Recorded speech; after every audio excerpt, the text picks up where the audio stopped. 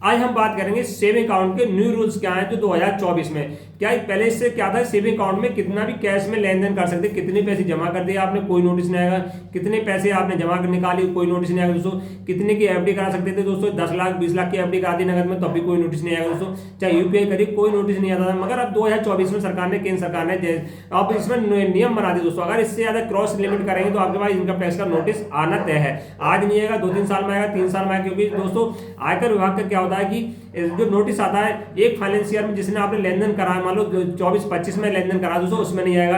अगले साल इंतजार देखते हैं कि हमारे पास इस बार नोटिस आएगा, अगली बार आएगा दोस्तों, तो नोटिस आएगा दोस्तों, आज नहीं कल आएगा, उसमें क्या 300% पेनल्टी आपके पास पड़ सकती है दोस्तों। नमस्कार साथियों, अगर मेरे चैनल पर नए हैं चैनल को प्लीज सब्सक्राइब कर देना, वीडियो को लाइक और शेयर कर देना दोस्तों।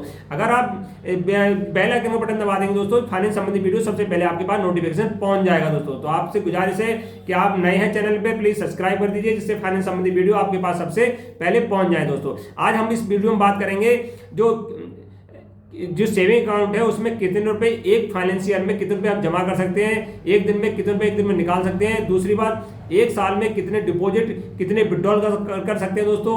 अब दूसरी बात करेंगे इसमें जो एफडी है, जो न्यू लिमिट क्या है एफडी में कि हम कितने रुपए की एफडी कर सकते हैं जिसमें नोटिस नहीं आए दोस्तों। और तीसरी बात करेंगे कि हम सेविंग जो हमारे सेविंग अकाउंट है हम कितने सेविंग अकाउंट ओपन करा सकते हैं, एक करा सकते हैं, 2 करा सकते हैं, क्या सरकार ने लिमिट जारी करी दोस्तों।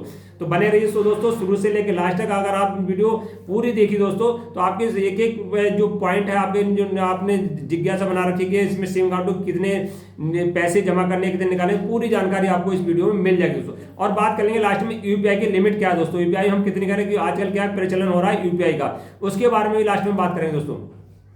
तो आज हम बात कर रहे हैं सेविंग अकाउंट के एक फाइनेंशियल जो आयकर विभाग होता है दोस्तों, उसमें एक फाइनेंशियल माना जाता है 1 साल यानी 1 अप्रैल से लेकर दोस्तों। वैसे जो आयकर विभाग अपना जो 1 साल मानता है 1 अप्रैल से लेके यानी 1 अप्रैल 2024 चली दोस्तों, 1 अप्रैल 2024 में आपने और लेके 31 मार्च दोस्तों 2025 तक अगर पूरे साल में आपने जितना लेन देन करा उस पर नोटिस आएगा। मान लो 1 साल में जो लिमिट बनाई गई दोस्तों डिपॉजिट की लिमिट 10 लाख रुपए, 1 साल में डिपॉजिट लिमिट 10 लाख है और 10 लाख रुपए आपका ज्यादा जमा करते हैं फाइनेंस ईयर में दोस्तों, तो उसमें क्या होगा इनकम टैक्स का नोटिस आएगा। क्योंकि लिमिट बनाए 10 लाख रुपए, अगर आपसे 10 लाख से ज्यादा जमा कर दिए तो उसमें क्या होगा कि वो सरकार जो आयकर विभाग है आपसे पूछेगा कि आपने जितना पैसा जमा करा है नगद में आया कहां से आया, आपने क्या करा, जिससे कि वो आपसे सवाल जवाब करेगा। जो अधिकारी होते हैं बहुत ज्यादा छानबीन करते हैं आयकर विभाग के, तो आपको सतर्क रहना है। ठोस जवाब होगा तभी आपसे पेनल्टी पड़ेगी, नहीं तो दोस्तों 20% 30% दोस्तों किसी कंडीशन में आप जवाब नहीं दे पाए, संतुष्ट नहीं हुए अधिकारी, 300% तक पेनल्टी पड़ती देखिए दोस्तों। तो आप ध्यान रखें 1 साल में एक फाइनेंस में 10 लाख कैश डिपॉजिट लिमिट है। अब जो लिमिट है क्या दोस्तों, वो है कैश डिपॉजिट लिमिट दोस्तों। ये लिमिट बनाएगी सरकार ने, कैश में बनाई, सरकार चाहती है कैश में लेन देन कम से कम हो दोस्तों।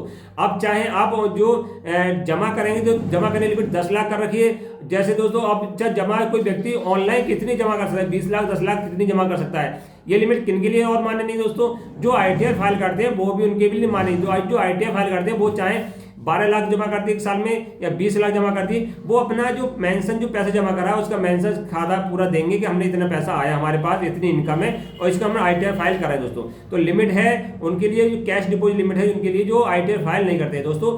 तो सरकार चाहती है कि प्रत्येक व्यक्ति अपना आईटीआर इनकम टैक्स फाइल जरूर करे, चाहे इनकम उसे है या नहीं है। ऐसा नहीं कि आपने आईटीआर फाइल कर दिया तो आपको टैक्स पड़ेगा दोस्तों, ऐसा कुछ नहीं है। 7 लाख तक की आपको टैक्स नहीं पड़ता, 7 लाख से ऊपर आय होगी तब टैक्स पड़ता है। तो आप ध्यान रखें कि आईटीआर फाइल जरूर करें दोस्तों। अब जैसे डिपॉजिट की लिमिट है सो विड्रॉल की लिमिट दोस्तों एक फाइनेंस ईयर में 1 साल में सरकार तय करे 10 लाख रुपए।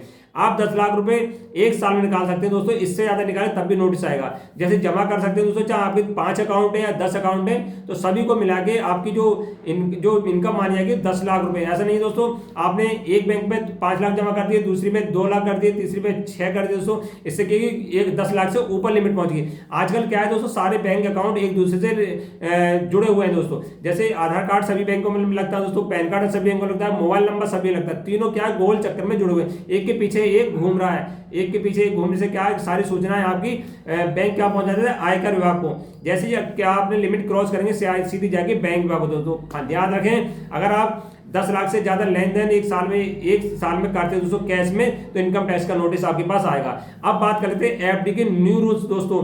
जो एफडी के न्यू रूल्स है क्या कि जो 2024 से पहले क्या था, कैश में चाहे आप 15 लाख की एफडी करा दी, कोई आपकी चिंता नहीं थी। सरकार ने आप रूल्स बना दिए कि नगद का लेन देन जो चलन है दोस्तों, सरकार उसे कम करना चाह रही है, तो उसे रूल्स बना दिए। जो कैश में जो एफडी बनाने की लिमिट दोस्तों, उसने 10 लाख से ऊपर करेंगे तो आप तो 20 लाख कर सकते हो, कोई नहीं, सरकार आपसे कुछ नहीं कहेगी। अगर आपसे जवाब पूछेगी दोस्तों, नोटिस देगी कि आपने जो 10 लाख से ऊपर पैसा आया या 12 लाख आया, आपके पास कहां से आया दोस्तों।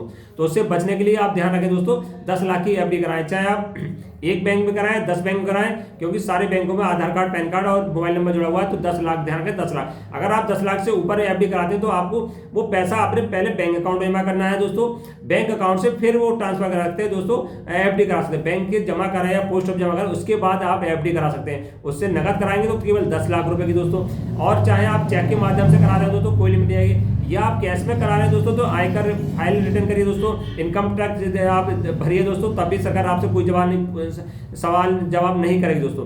अब बात कर लेते हैं लास्ट में दोस्तों कि यूपीआई लिमिट क्या है दोस्तों। वैसे यूपीआई लिमिट की दोस्तों सरकार ने कोई तय नहीं करा कि कितनी यूपीआई लिमिट होगी, बस ये है दोस्तों, जो अनुमान है दोस्तों कि 10 लाख रुपए की आप किसी को भेज सकते हैं यूपीआई, और 10 लाख रुपए आप ले सकते हैं सेविंग अकाउंट में दोस्तों।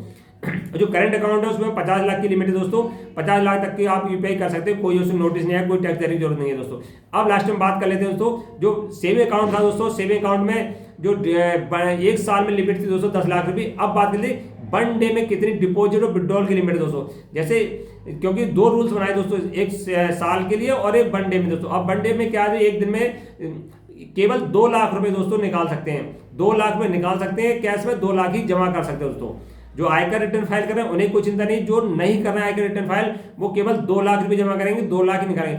चाहे आपके बैंक अकाउंट 4 है दोस्तों, 4 में मान लो आपने 2-2 लाख रुपए जमा करे तो हो गए 8 लाख रुपए एक दिन में दोस्तों। तो आपको इससे बचना है, क्योंकि सारे बैंक अकाउंट एक दूसरे से जुड़े हुए हैं, तो आपको ध्यान रखना है कि आपको 8 लाख जमा करना है दोस्तों, 4 बार में कर दीजिए दोस्तों। एक बार में 2 लाख, चाहे आप 4 बैंक करिए, हिसाब किताब 2 लाख का सबको मिलाकर 2 लाख रुपए होना चाहिए दोस्तों। तो आपको पैसे निकालने हैं दोस्तों, एक दिन में आपको 10 लाख रुपए निकालने हैं, तो धीरे धीरे आप 2-2 लाख रुपए कैश में निकाल लीजिए, या दोस्तों किसी को पैसा देना है तो चेक के माध्यम से आप पैसे दीजिए, या बैंक के माध्यम से उसे ट्रांसफर करिए दोस्तों। चाहे आरटीजीएस करिए दोस्तों, या चेक दीजिए। तो आप सरकार चाहती है कि आपको भी पैसा देना है वो ऑनलाइन देना है, यानी कैश में नहीं देना है। जो कैश में मकान खरीदना है कुछ घर, जो उसकी भी लिमिट दोस्तों बना दी है, केवल 20,000 रुपए दे सकते हैं। ऐसा नहीं किसी ने आपने कह दिया कि हमें तो मकान खरीदना है, तो मकान खरीदने की सरकार ने कहा है केवल आप 20,000 रुपए नगद देंगे, 20,000 से ज्यादा नगद आप नहीं देंगे, आयकर विभाग की जो नियम है दोस्तों।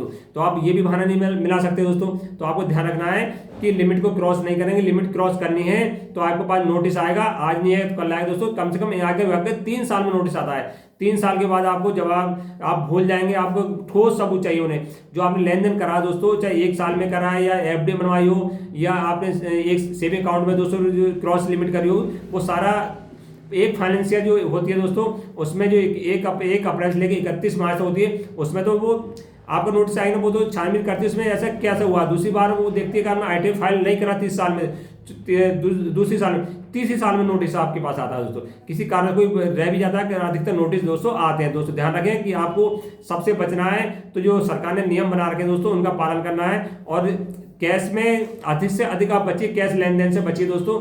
तो आपको ऑनलाइन जितना करेंगे दोस्तों, तो उससे आपको कोई नोटिस नहीं आएगा। तो या फिर आप ITR फाइल जरूर करें दोस्तों। ITR फाइल करने कुछ नहीं दोस्तों, अगर इनकम कम है तो आप ITR फाइल, आपको इनकम टैक्स देने की कोई जरूरत नहीं दोस्तों। सरकार ने रूल्स बना रखे हैं कि 7 लाख तक की कोई आपको ITR जो इनकम टैक्स देने की जरूरत नहीं दोस्तों, मगर ITR जरूर भरिए दोस्तों। ITR भरने से क्या होगा कि आप कैश डिपॉजिट लिमिट चाहे आप 20 लाख कर सकते हैं या 12 लाख कर सकते हैं, आपके पास नोटिस कोई भी नहीं आएगा दोस्तों। नमस्कार साथियों।